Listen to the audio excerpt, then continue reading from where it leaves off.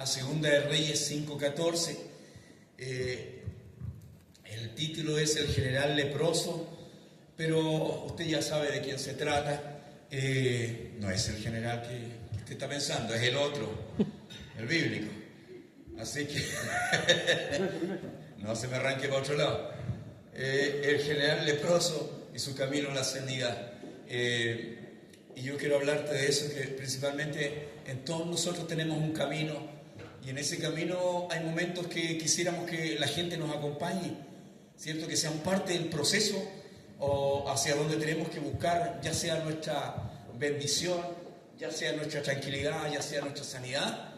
Pero muchas veces la gente que pensamos que nos va a acompañar no es parte del camino, no es parte de nuestro caminar, de nuestro andar. Y nosotros muchas veces nos cuesta reconocer, ponemos la mirada en que camino que emprendamos, la gente nos va a seguir. Muchas veces no es así, porque no es parte de tu camino ni mi camino.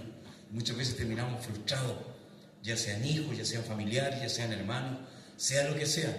Pero muchas veces, hermanos, la gente que menos pensamos es la que es parte de nuestro camino. Amén. Miren qué bonita imagen. Dice 2 Reyes 5:14, él entonces descendió y se zambulló 7 veces en el Jordán, conforme la palabra Jordán significa muerte, conforme a la palabra del varón de Dios, y su carne se volvió como la carne de un niño y quedó limpio. Y volvió el varón de Dios, él y toda su compañía, y se puso delante de él y dijo: he aquí ahora conozco que no hay Dios en toda la tierra, sino en Israel. Te ruego que recibas algún presente de tu siervo. Mas él dijo: vive Jehová, en cuya presencia estoy, que no lo aceptaré. Y le instaba que aceptara alguna cosa, pero él no quiso. Amén. Hasta ahí vamos a leer.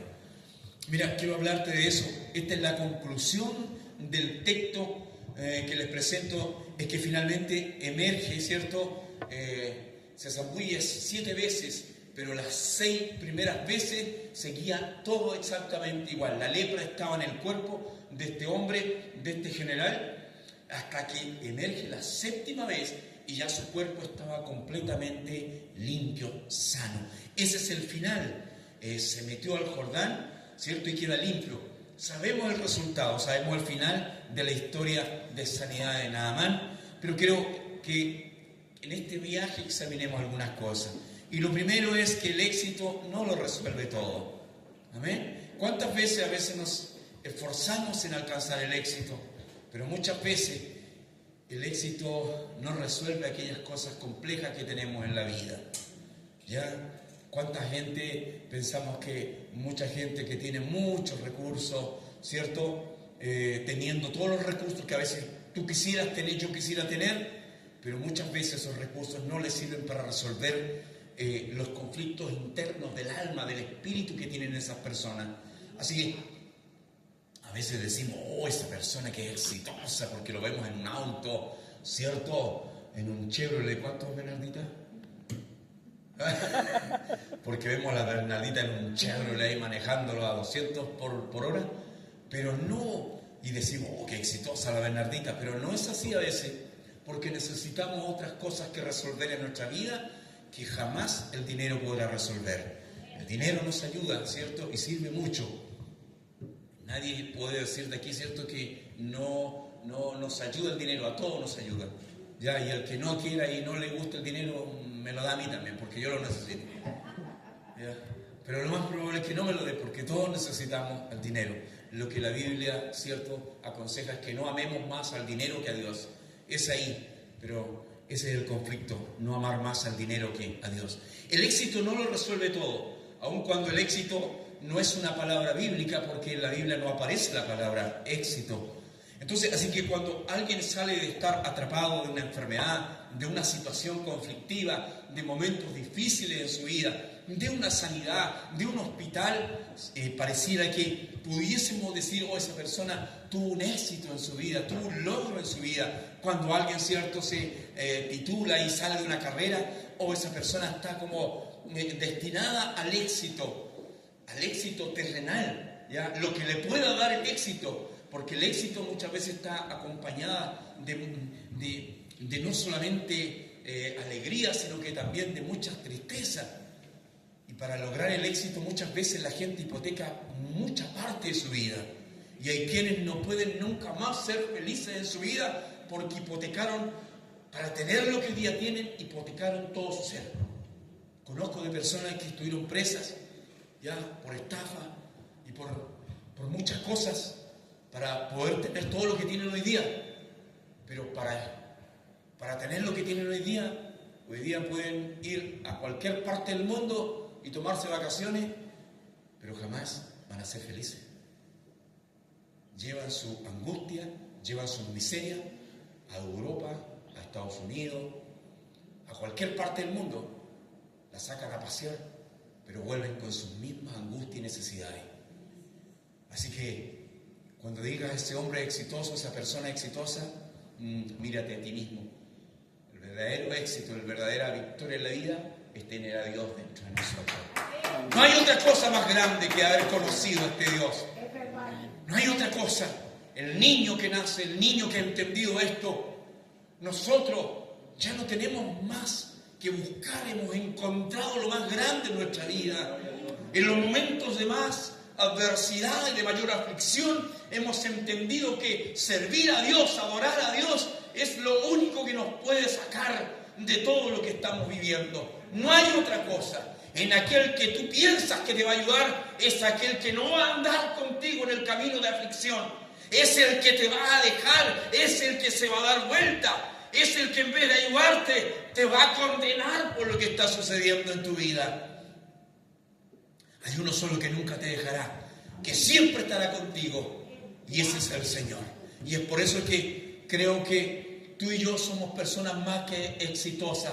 La verdadera palabra es, somos bendecidos en esta tierra porque hemos encontrado ese Dios maravilloso. Amén. A veces le decía a mi esposa, pensamos, ¿cierto? Cuando los padres ya están ancianitos y vienen las enfermedades y vienen todos sus achaques, pensamos a veces que los hijos vamos a enterrar a los padres, pero la vida es tan hermano, tan poco leíble muchas veces nosotros, que a veces es el hijo que tiene, o el anciano es quien tiene que enterrar al hijo. Entonces, cada día en nuestra vida tenemos que vivirla bajo la victoria de haber conocido al Señor en este mundo. La vida es así. Hoy día estamos, mañana ya no podemos estar. Pero si estamos, tenemos que hacer lo que hicimos en esta mañana. Le adoramos con todo nuestro ser. Amén. Nos pudiésemos ir tranquilitos a nuestra casa porque le entregamos todo nuestro ser, toda nuestra adoración al Señor. Pero Dios dice, esa es tu parte, mi parte es entregarte una palabra para fortalecer tu alma y tu espíritu. Entonces, pudiésemos entender que una persona, cierto, que tiene muchas riquezas, muchos logros, mucha inteligencia, que se para en cualquier escenario o en cualquier plataforma, es una persona exitosa, pero muchas veces no conocemos realmente el corazón de esa persona, porque el éxito está muchas veces, hermano, está unido a la oscuridad de la vida, donde la gente no sabe, la gente se deslumbra por los destellos de aquellas personas que se paran en un lugar y dicen, oh, cuánta sabiduría en ese nombre, cuánta unción, cuánta gracia, pero muchas veces esos logros tienen que ver con las oscuridades de la vida, donde nadie te ve, donde tus lágrimas han sido derramadas, donde pareciera que nadie está a tu alrededor. Es ahí donde Dios comenzó a trabajar en tu vida, y tú hoy día proyectas y te ven y puedes pararte en cualquier lado, pero nadie vio las oscuridades donde tus lágrimas quedaron, donde tus aflicciones, donde vino el enemigo a hacerte una guerra con la fe que estaba dentro de ti. Y muchas veces hasta perdiste la batalla de la fe. Y hubieron momentos donde te levantaste sin creerle al Señor, con la duda completa en tu corazón. Pero nadie vio eso. Nadie vio eso, y hoy día solamente ven que estás parado. Aleluya. Entonces, esa es la proyección. Dice que Naamán, en términos terrenales, no bíblicos, es un hombre de éxito. Es un hombre que es admirado, es un general, es un hombre que está a cargo del ejército de Siria, que ha conquistado, que ha ganado reino, y tiene la admiración de todo el mundo. Usa las mejores ¿cierto?, los mejores trajes. Qué imponente es un traje militar, ¿cierto? Cuando yo hice el servicio militar y teníamos que celebrar algo, llegaban nosotros siempre con nuestro traje verdecito, nomás tratábamos que no sé, porque los zapatos brillen, pero cuando llegaban los oficiales, llegaban con esos trajes blancos, con medallas, y era imponente. Entonces, yo creo que cada medalla era un logro, era un esfuerzo por la cual estaban ahí en ese pecho. Y entonces, quizás este hombre proyectaba eso, pero nadie sabía lo que él estaba viviendo internamente.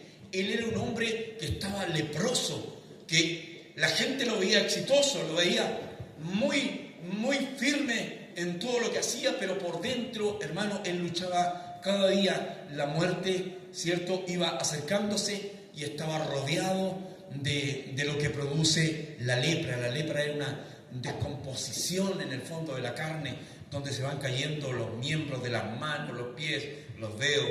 Entonces Naamán, en una proyección, es la visión que tiene Mire, el rey dice que él es grande, era varón grande, o sea, su propio... el rey donde él pertenecía al reinado, él lo consideraba que Naamán era un hombre, un varón grande. O sea, la primera autoridad de una nación consideraba que ese general era grande, que también dice que era valeroso, era un hombre valeroso en extremo. O sea, tenía todas, ¿cierto?, la mejor opinión de las personas que estaban a su lado. Naamán lo alcanzó todo, lo logró todo en la carrera, en su proyección de vida.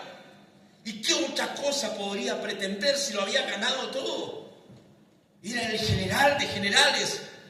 Sin embargo, la Biblia dice, pero, ¿qué tenía? Era leproso. O sea, por más éxito que haya tenido y por más logros que haya alcanzado, era leproso. Era leproso. Entonces, mire, los peros en la vida siempre van a marcar algo. Esa persona es inteligente, pero es muy ingenuo. Es una persona, cierto, muy buena, pero le falta sabiduría. Entonces, los peros siempre colocan como una distancia. Este es un hombre exitoso, pero incompleto. Este es un hombre que lo ha alcanzado todo en la vida, pero se muere, se acerca día a día.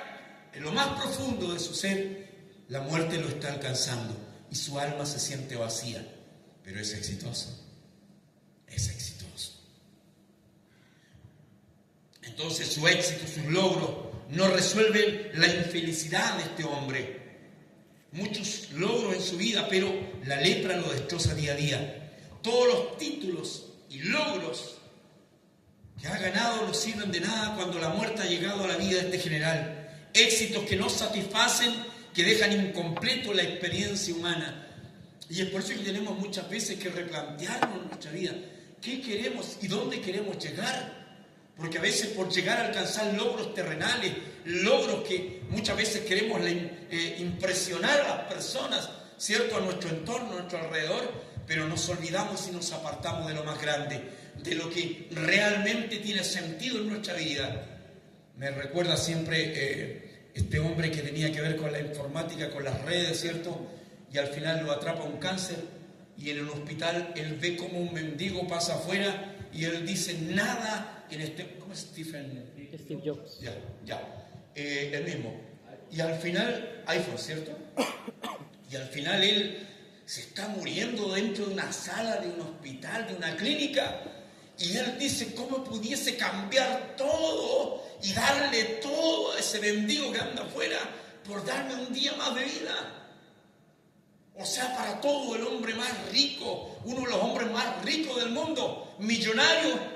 Pero ¿de qué sirve cuando la muerte te está alcanzando? ¿De qué sirve el dinero cuando ya todo pareciera que no vale nada? Hermanos, tenemos que replantearnos muchas veces. Hay un momento en que nuestra vida va girando de un lugar a otro. Yo siempre digo ahora, pareciera que no fue por opción mía que me detuve construía de un lugar a otro, hacía de un lugar a otro, entregaba mi cansancio muchas veces a Dios y llegaba acá y parecía exitoso, pero realmente no lo era. Era un hombre cansado, era un hombre que no sabía a dónde ir y avanzar, no sabía qué cuerda tomar, si la cuerda de la fe o la cuerda del mundo que me podía dar los éxitos, los logros que la gente, ¿cierto? Y hasta uno mismo quiere manifestar. Hoy día los pastores no es por sus frutos los conoceréis, sino que por sus parcelas los conoceréis, ¿cierto? Todos quieren tener cosas grandes, por sus autos los conoceréis. O sea, llegas en un auto, ¿cierto? No sé, antiguo, es como que ya no vales. Entonces te obligan a que tengas y que busques el éxito que el mundo te podría dar. Pero no aparece, como les dije al comienzo, la palabra éxito en lo que nosotros hemos creído. Nosotros vivimos bajo la bendición de Dios. Y la bendición de Dios dice una cosa extraordinaria. No añade, ¿qué no añade? No añade tristeza. Tú puedes lograr muchas cosas, pero al final terminas encadenado en grandes deudas, que al final tú dices, este es mi auto. Mentira, no es tu auto, es del banco, es donde conseguiste el crédito, que si tú no pagas, te lo van a quitar. Esta es mi casa imponente, wow, qué tremenda casa, qué tremendo logro. No es tuya, nada es tuyo. Lo único que tenemos es lo que Dios nos da. Amén. Y Él no añade tristeza, Él añade gratitud. Oh, yo le doy gloria al Señor. Perdí muchas casas en mi vida. Bueno, no sé si las perdí realmente porque no eran mías tampoco. Viví momentos de mucha aflicción, de mucho dolor, de necesidad. Hasta que pude entender eso, que no necesito demostrarle nada a nadie. No necesito demostrar, sino que, amados, realmente el verdadero valor tú lo alcanzas cuando estás a solas, cuando nadie está a tu lado, cuando estás ahí en tu momento de intimidad con Dios y tú puedes decir, estoy bendecido. Hoy día fue un día bendecido, hoy día fue un día maravilloso, me supliste para traer el pan a mi casa, tengo salud, puedo regresar. Después de mis horas de trabajo puedo regresar a mi casa a ver que mi familia está bien. Me siento bendecido, me siento prosperado. Gloria a Dios. Entonces la lepra lo destroza día de este varón. Todos los títulos y logros de nada sirven cuando la muerte ha llegado a la vida de un general. Éxitos que no satisfacen, que dejan incompleto la experiencia humana. Hay una triste unidad entre el éxito y los vacíos del alma. Muchas veces, hermano, está unido esto, la palabra éxito, a los vacíos. O sea, o tú alcanzas y quieres alcanzar algo terrenal que no te satisface. ¿Cómo es la palabra? Satisfacerá. ¿Ya? ¿Sí? Ya satisface. Ya está en otro tiempo, pero al final tú te centras en aquellas cosas. ¿Te ha pasado que muchas veces tú te centras tanto en algo y cuando lo logras te das cuenta que vuelves a lo mismo, a los mismos vacíos? Yo una vez me compré un televisor que tuve que sacar la puerta, desarmar la casa para poder entrarla. Y mis vecinos miraban todo como yo sacaba la puerta y yo me sentía más orgulloso todavía. Eran esos televisores que eran una sola cosa, eran tremendo grandes, eran tremendo muebles que tenían. Con títer para ver. Sí, y yo creo que era el único en la cuadra que tenía una cosa así. Tuve que desarmar media casa para echarlo. Y el otro día encontré un amigo, me dice, oh, y tú eres el que tenía un televisor grande y después de no sé cuántos años todavía se acuerda. Entonces, y pasó un momentito, después me di cuenta que el televisor me dejaba igual, seguía corriendo de la misma manera. Ya ni miraba, ni siquiera miraba. Entonces, hermano, tenemos que tener esa claridad, que muchas veces el éxito siempre tendrá esa unidad con los vacíos de la vida. Tú tienes que tratar de poder encontrar eso, la gracia del Señor, la tranquilidad y la confianza en Dios. Éxito y desesperación siempre están unidos, pueden convivir juntos. Éxito muchas veces produce la insatisfacción. Y los logros que muchas veces, o los deseos de seguir logros más, van a producir siempre una insatisfacción en nuestra vida. ¿Qué sugiere esta historia de Naamán? Que hay personas que se niegan a ser parte de su propia sanidad o de su propio camino.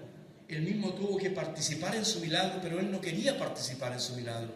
A veces la gente quiere que todo lo haga Dios y tú no pongas nada. Pero aquí el Señor nos muestra en su palabra que muchas veces para recibir lo que tú estás buscando, sea lo que sea sanidad, sea una bendición económica, sea una bendición de paz familiar, sea lo que sea, el mayor logro, el trabajo satisfactorio, el trabajo deseado, tú tienes que hacer algo. No todo lo puede hacer el Señor. Entonces él tenía una expectativa y dijo, yo pienso que el hombre de Dios, miren lo que él pensaba, porque era general, porque venía con el mejor traje, el mejor caballo, no sé, me imagino, era el caballo más bonito, más enchulado que había, ¿verdad? Entonces todos decían, ese es el caballo del general, nadie se podía equivocar. ¿Por qué? Porque era el caballo con todo cierto esplendor, y él decía, es el hombre de Dios, se va a acercar a mí, me va a tocar, no sé, un pie, y yo voy a quedar sano al tiro, sin hacer nada. Nada. Muchas veces pensamos lo mismo, pero tú siempre tendrás que hacer algo. Como en esta mañana, salir de tu casa, romper el frío, romper lo que tu cuerpo te pide, ¿cierto? Te pide descanso, no, me merezco un descanso un día domingo. Me merezco, no quiero ir a la iglesia porque trabajé mucho. Yo le decía a mi hermana que durante la semana hubo un día en que llegué a las 3 de la mañana, desde las 8 estuvimos hasta como las 3 de la mañana, y un frío, estaba 15, 20 minutos afuera porque el trabajo era afuera, un cambio de una caldera, y el frío estaba 15 minutos afuera y volví adentro a calentarme la cara en el sistema de aire acondicionado porque no daba más. Y llegué a las 3 de la mañana a mi casa con una camioneta que andaba apenas porque estaba mala. Se había roto una manguera del turbo, entonces no tenía fuerza, me demoré mucho en llegar.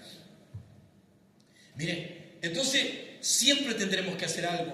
Eso, él pensaba que solamente con llegar iba a quedar sano. Esa era su expectativa, pero eso no ocurrió.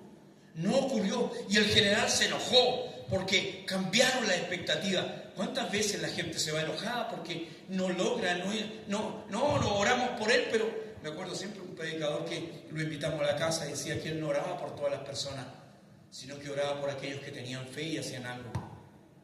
Porque decía, después le van a echar la culpa a Dios, le van a echar la culpa al predicador. Y él sentía, yo no oro por todos. Por mayor necesidad que tengo, yo oro cuando veo fe. Cuando veo fe. Ahí él oraba. Y era tremendo porque era un chino que era usado de una manera tremenda. Cuando se hizo esa campaña en el Estadio Español, el chino llegaba con su séquito, a todo. Yo tenía una van en ese tiempo, yo lo trasladaba, y me pidieron que lo traslade. Y cuando llegaba yo llegaba como, no sé, porque esos guardaespaldas así con mi van, y le abría la puerta a los chicos, y me sentía grande porque tenía que abrir espacio como guardaespaldas. Y medio agrandadito que era también. ¿Cómo que soy? ¿Para qué le voy a quitar el mérito? Entonces le abría la van y salía el chino. Y el chino iba entrando. Y hermano, empezaban a manifestarse los demonios en ese gimnasio de una manera así, pero ni siquiera el servicio había comenzado. El primer día, que era un día jueves, no había del Estadio Español, que tenía una capacidad de más de 1.500 personas. Yo creo que había unas 600 personas. Pero él entró y se produjo una atmósfera que quedé impactado. Él se abría paso, no porque le abrieran paso, sino porque la gente caía.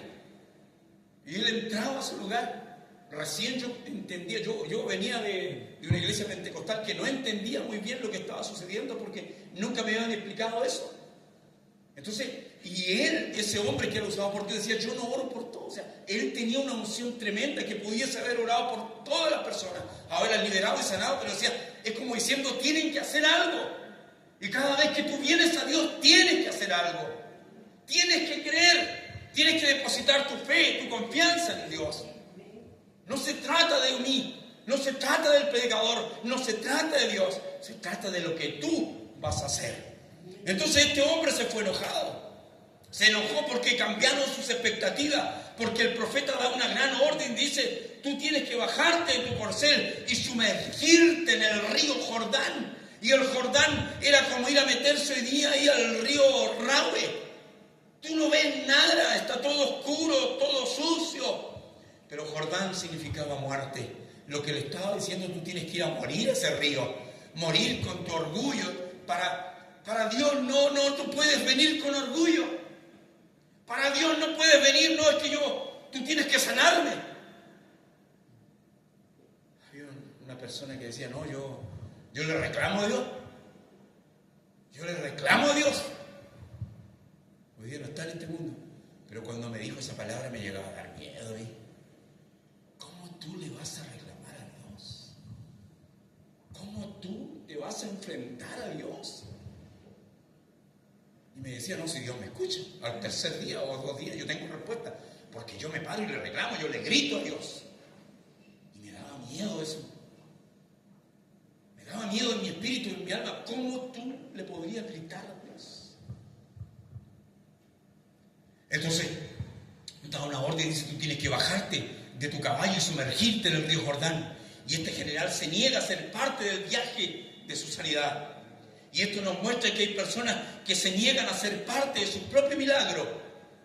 Tú tienes que involucrarte en tu milagro. Tienen fe, una fe equivocada. Creen que todo es responsabilidad de Dios, que Dios lo hará todo. Se trata de nuestro camino y al final de este camino está Dios. Y en la 7ª zambullida en el Jordán ocurre el milagro. Sus criados insistieron que no abandonara el camino de restauración y sanidad. El general no quería sumergirse en el río Jordán. Y el Jordán significaba muerte, morir a su orgullo, morir a todos sus logros, morir a todo su éxito. Imagínense, él venía todavía con orgullo, estaba muriendo, estaba pudriéndose por dentro.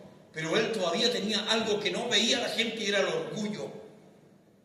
Muchas veces Dios nos sacude por orgullo, ¿cierto? A veces lo perdemos todo. El orgullo es terrible. Se lo digo por experiencia propia. Porque yo muchas veces les contaba que llegué a una iglesia de la Asamblea de Dios, llegué con muchos recursos y había mucha gente necesitada, yo veía la necesidad, ¿cierto? Y les ayudaba, pero les ayudaba porque, y le podía dar, no sé, 10.000 pesos, pero tenía 10 millones en la cuenta bancaria. Entonces, ¿qué hacía? Era el gran hermano, todo como esperaban. Y yo como decía, como que la gente me admira más a mí que al pastor. Como que yo buscaba eso en el fondo, que me admiren más que al pastor, porque el pastor era más, no tenía los recursos que yo tenía. Pero en el fondo, hermano, mi orgullo estaba ahí. Mi lepra estaba ahí, escondida. Vestía bonitas ropas, pero por dentro estaba podrida mi alma. Hasta que de repente lo perdí todo. Y qué bueno que lo perdí todo, porque cuando perdí todo, comencé recién a conocer a Dios. Porque hay momentos en que la gente no conoce a Dios en la abundancia. Lo conoce en los momentos de escasez, en la enfermedad, en la aflicción, en las soledades. Cuando todos te abandonan, ahí conoces a Dios. Y ahí conocí a Dios verdaderamente. Llorando solo, esas lágrimas, me acuerdo del color de la alfombra, que era roja, parecía esa, pero una alfombra que tu zapato se hundía. Pero llegó un momento en que esa alfombra me sirvió solamente para estar de cabeza, con la cara puesta ahí, mis lágrimas marcadas. Después de 2 meses nos quitaron la casa. No sabíamos dónde ir. El éxito del hombre. Se trata entonces de nuestro camino. El Jordán significa muerte y este no es un río cristalino, es un río muy sucio. Y la orden era que tenía que sumergirse durante 7 veces. Y exclamó el general, para esto vine, para esto hice este viaje.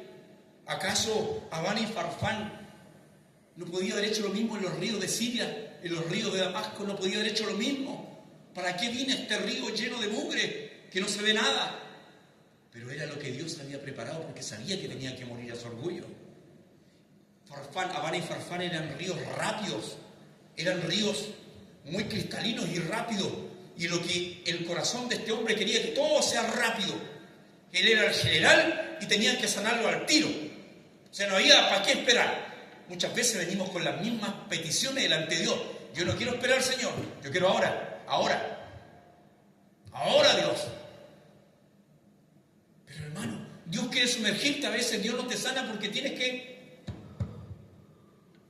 sanar el corazón, la mente, lepra, que nadie lo nota, nadie lo ve. ¿Por qué? Porque son los ropajes que nos tapan, ¿cierto? Pero por dentro Dios nos conoce. Dios nos conoce. Y cuando, hermanos, Dios ve eso, va a ocurrir eso. Te va a mandar a sumergirte, te va a mandar a que salga esa rebeldía, a que salga eso que no necesito a Dios para lograr cosas.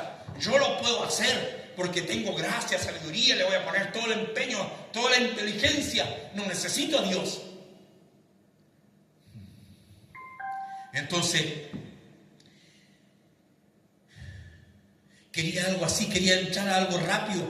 No eran ríos sucios, sino que eran ríos rápidos. Él quería algo rápido, algo no lento. Había que entrar al Jordán y el Jordán es muerte. Y nadie muchas veces quiere eso. La experiencia cristiana no solamente es lo que Dios te da, sino que se trata también de lo que tú le das a Dios. Y eso es lo que te decía al comienzo. Tú tienes que muchas veces venir acá y darle al Señor, darle a Dios. Y lo que tú le das a Dios se da a través de la muerte, porque hay cosas que tienen que morir, hay momentos que tienen que morir en nosotros. Me gusta esta frase, Mateo 6:28, y creo que es tan importante muchas veces en nuestra vida como cristianos.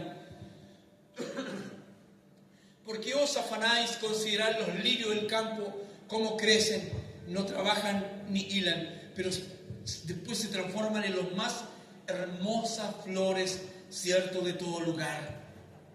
Pero ¿sabe que algo ocurre con los lirios? Dice que nadie ve cómo ellos se van formando, porque sus colores se forman en la noche, no se forman de día. Entonces nadie ve su crecimiento, ve esa transformación. Solamente ven cómo esos colores que ni siquiera se encontraban en los palacios de Salomón podían adornar. ¿Cómo crecieron? ¿Qué les dio esa majestuosidad, esos colores? Fue la noche, fue la oscuridad. Qué tremendo, hermano. Qué maravilloso. Jesús declara, mirad los lirios del campo cómo crecen. Lo que me sorprende, como les decía, es que no hay una forma de ver el crecimiento, cómo crecen, porque los lirios crecen en extrema oscuridad. De noche, y cuando amanece el día, deslumbra su belleza.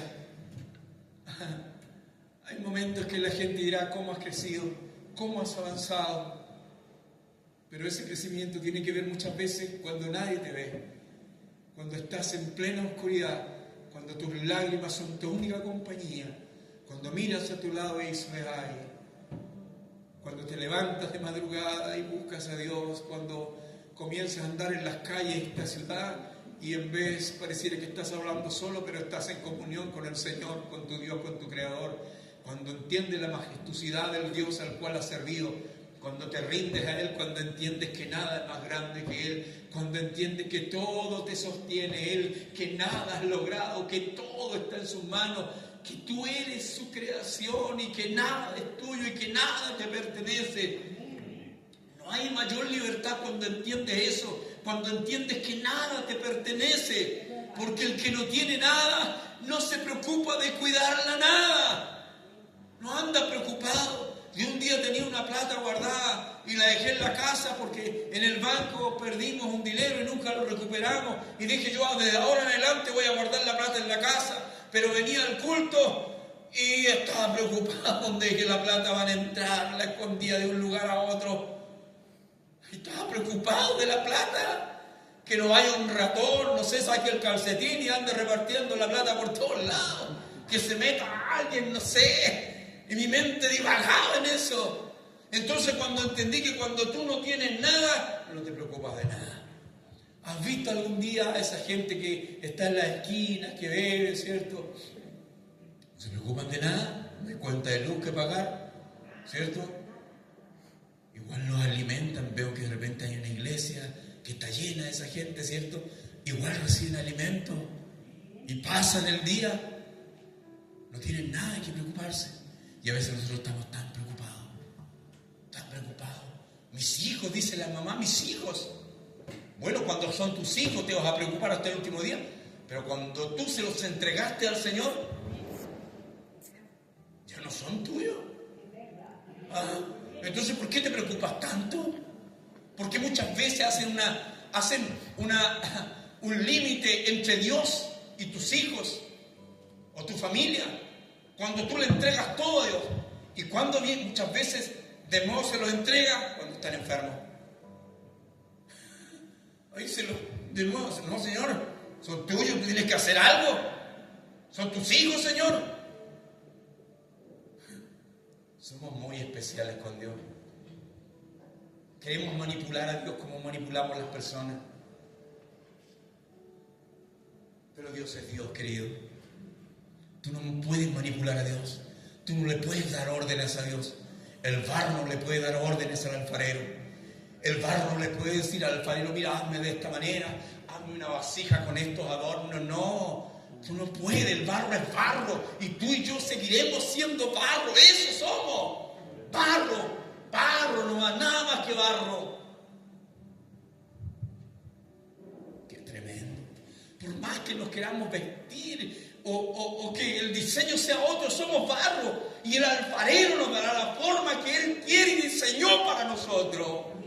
Y cuando yo me conformo a esa imagen, vivo tranquilo y vivo siempre, hermano, entendiendo que lo que mejor pase es eso lo que ha querido mi Dios para mi vida. ¿Cuántas puertas las abría patadas? Dios las cerraba y yo las abría, las empujaba. Al final se abrían y eran solamente un desastre para mi vida.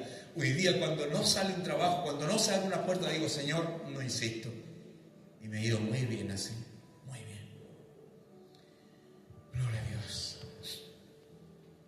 Entonces, lo que está escondido, lo que se ha llorado, lo que se ha perdido es parte de querer alcanzar un éxito. Ahora tú puedes escoger entre crecer y no crecer. La vida cambia, el cuerpo cambia, las circunstancias cambian, los valores cambian, los momentos de la vida en que uno se encuentra cambian. Cada uno tiene la decisión. La segunda cosa que tienes que saber y entender es que aquellos que te acompañan, es cierto, saber de aquellos que te acompañan. Segunda de Reyes 5, 6, 7. Segunda de Reyes 5, 6, 7.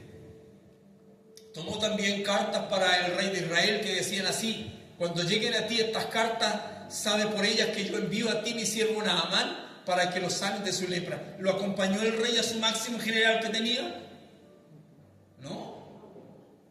No lo acompañó. O sea, era un hombre, un varón grande, en excelencia. Eso es lo que él decía. Oh, es un general valeroso. Pero lo acompañó. Yo he escuchado gente. ¿Has escuchado gente que te ha dicho que va a estar contigo hasta la última? ¿Y dónde están cuando los necesitan? Yo voy a estar contigo. Como dicen otros ¿cómo era? En todo va a estar. ¿Se acuerda, hermano Jaime, cuando en el primer culto, segundo culto, alguien preguntó quién va a estar con este pastor?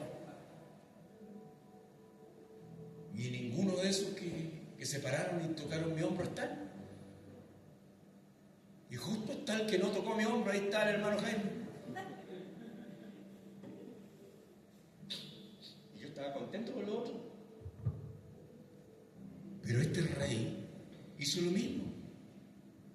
Dio gran discurso de quién estaba a su lado, de su general, pero lo dejó solo. Y eso va a pasar muchas veces en nuestra vida. Tú tienes que entender que no toda la gente que está a tu lado va a caminar contigo en tus momentos de necesidad. Al viaje de la necesidad muchas veces vas a ir solo. Al viaje del dolor, de la enfermedad, de la tristeza, de las miserias, vas a ir solo. Nadie te va a acompañar. No te detengas.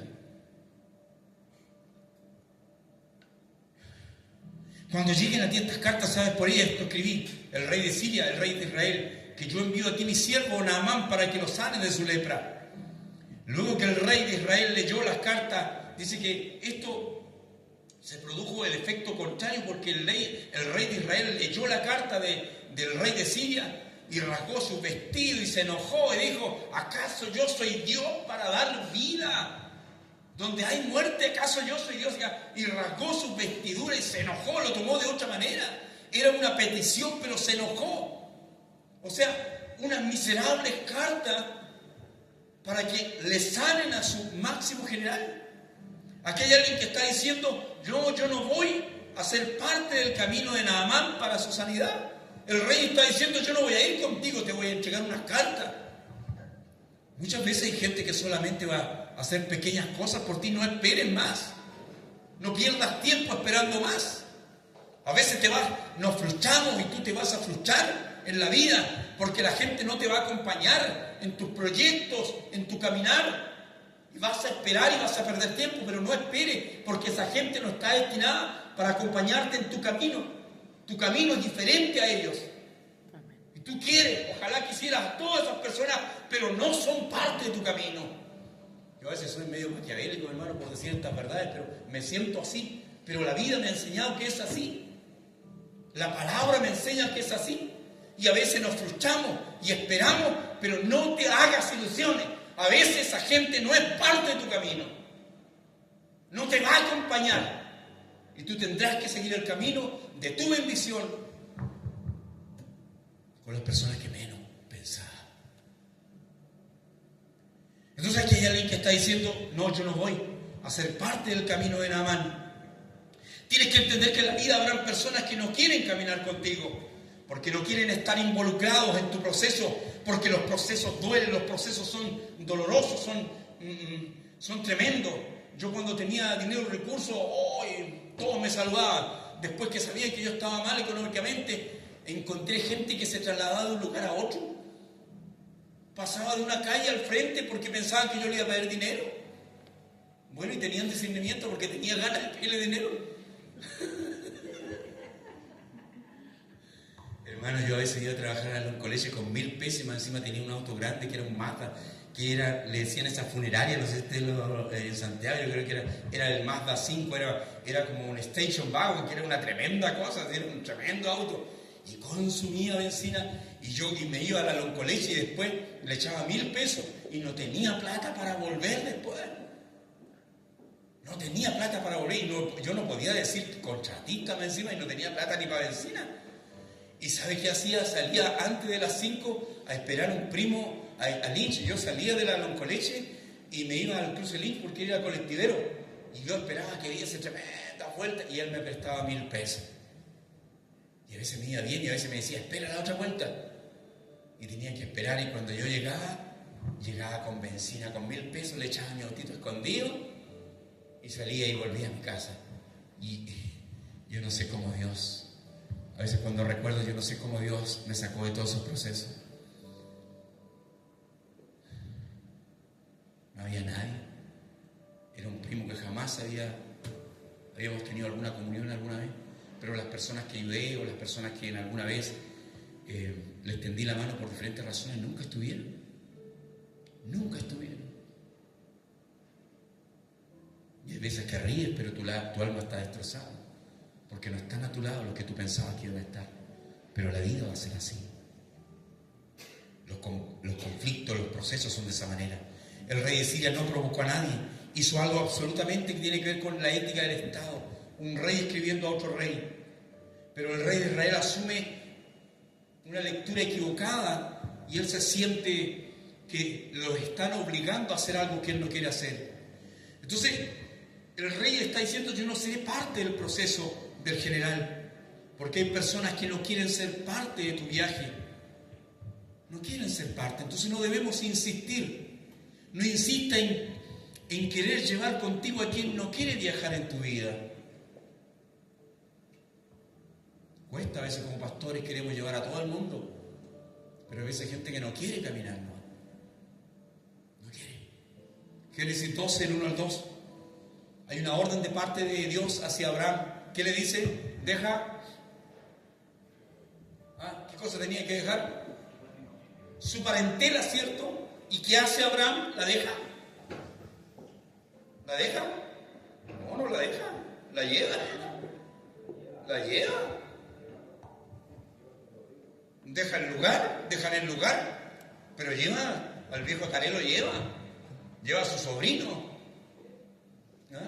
Pero la orden era deja. Y ese querer llevar, desobedecer la orden de Dios. O sea, Dios sabía que le iban a hacer de problema, de tropiezo. Déjalo, deja a tu padre. No, la orden era, anda tú y deja a tu parentela. Pero no obedeció, obedeció a media. Obedecer a media es muchas veces como no obedecer. Y eso le costó 25 años de retraso en llegar a la bendición y tomar la bendición de Dios. Por obedecer a medias. Por llevar a quien no debía llevar a su lado. Entonces hay gente que no debe viajar contigo. Es tu camino al Jordán. Allí te espera la sanidad, allí te espera la restauración. Es un camino, hermano, que tú tienes que llevar conforme a lo que Dios ha trazado. Tu viaje a veces va a estar solamente identificado con la soledad. Ve solo, vas a mirar a tu lado, no lo lleves, porque van a provocar desolación, te van a retrasar en tu camino a lo que Dios tiene planificado. Vas a vivir frustrado, vas a vivir angustiado, buscando, esperando. Lo tercero, que hay personas que quieren acompañarte en tu camino y tú no lo sabes. Aquella criada fue la conexión divina. Una simple esclava fue a su señora, la esposa de Naamán, y le dijo: mi señora, si el Señor fuera a mi tierra, ya hay un profeta y lo sanará. O sea, la ayuda está llegando de donde no se espera. Un rey se niega a ser parte de una sanidad, pero una esclava conecta al enfermo con su milagro. Mire cómo son las cosas de Dios. No pierdas el tiempo, no te afanes, no te preocupes por los que no quieren viajar contigo. Por aquellos que no quieren ser parte de tu viaje en esta tierra. No te desesperes, no te angusties. Porque hay gente que está cerca tuyo que tú no conoces, que serán los que Dios pone para hacer una conexión extraordinaria. A veces estás cegado, pero hay gente que está a tu lado que está preparando la conexión que Dios ha establecido. Y me impresiona que también 2 criados, 2 esclavos, ellos no conectaron al general. Ellos lo que hicieron fue impartirle convicción y le dijeron: Señor mío, si el profeta te hubiera pedido algo tremendamente grande de acuerdo a tu carácter, ¿acaso tú no lo hubieses hecho? ¿Y por qué no hace esto pequeño de zambullirte? Obedece. Está colocando convicción. ¿Cuánta gente de repente nos entrega una palabra solamente cuando estás a punto de claudicar y de cansarte? 2 esclavos impartieron convicción de sanidad. El rey no quiere viajar en el proceso del general. Una esclava lo conecta y 2 esclavos proyectan convicción. No te vayas, métete, Señor mío, y te sanarás. Esto es hermoso, porque muchas veces, hermanos, la palabra de fe viene de quien menos la esperamos. Tú vas a veces caminando y alguien que ni siquiera tú conoces muchas veces te entrega una palabra. Muchas veces alguien de quien tú no esperas te da el reconocimiento. Yo tengo un hermano, es de una iglesia, que alguna vez le di un consejo. Mi esposa se ríe porque le di un consejo: no hagas cosas grandes, le dije, solamente haz trabajo chico y te va a ir bien. Yo se lo di porque me habían estafado en puros trabajos grandes, entonces me costó muchos millones darle de trabajo.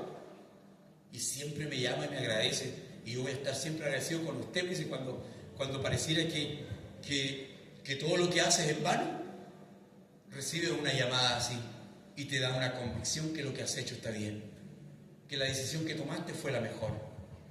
Hermanos queridos, mira, hay gente que no quiere viajar contigo, pero hay otros que viajan sin que tú lo sepas. Se sumergió 7 veces en el río Jordán, en el río de la muerte, y la 7ª vez se levantó sano. En Josué 4:9 sucede algo extraordinario. ¿Por qué se metió a ese río? Mira, quiero darte la respuesta.